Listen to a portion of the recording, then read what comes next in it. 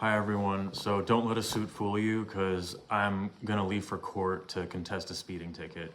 That being said, I just watched or listened to the Good Fight Ministries episode on Nick Fuentes, and I like Joe and Chad a lot.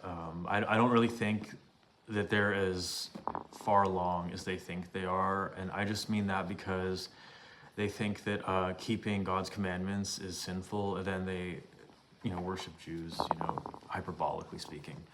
But they did a really good thing on Nick Fuentes. They really exposed like how wicked and vile he is.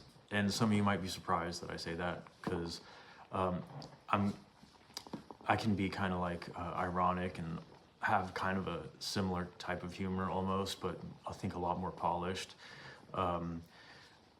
But the thing is there's this other Catholic guy who actually said something, and I've heard it before, but he said that reality begins where irony ends.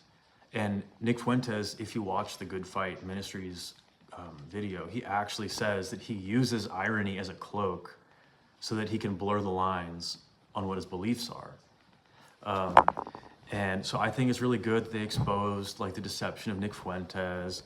And honestly, my best friend used to listen to Nick Fuentes. My best friend is a Catholic. I've told him the gist of everything, but whatever. And me and him both know what Nick Fuentes is about.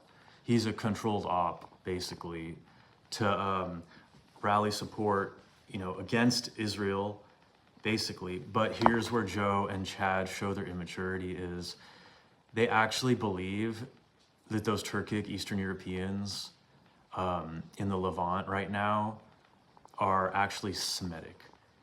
And that, okay, first off, whether or not that's true, even if they were actually Semitic in origin, the problem with that is that in a way it is replacement theology to put the Jews first, or put the Jews equal with Christians, or say they have like a chosen ordination from God. Because Jesus, the Messiah, told us that he didn't come to do away with the law or the prophets. And so it's like as if the Jews are okay because they have a facade of the truth, but that's not true. The Bible says you're either all in or you're out, right?